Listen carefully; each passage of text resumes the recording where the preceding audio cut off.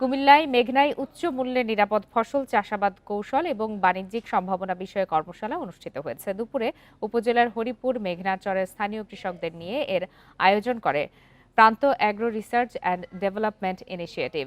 এ সময় আধুনিক ও নিরাপদ ফসল চাষাবাদ কৌশল এবং বাণিজ্যিক সম্ভাবনা নিয়ে বিভিন্ন জেলা থেকে আসা কৃষিবিদরা নিজেদের অভিজ্ঞতা বিনিময় করেন। সেই সাথে কৃষকদের আধুনিক কৃষি সম্পর্কিত পরামর্শ প্রদান করেন। প্রশিক্ষণে শতাধিক কৃষক ক্যাপসিকাম, শসা, বড়ই, পেয়ারা চাষ সম্পর্কে প্রশিক্ষণ গ্রহণ করেন। এছাড়া ফসল রোপণ, উত্তোলন এবং বাজারজাতের কলা কৌশল সম্পর্কেও আলোচনা করা হয়।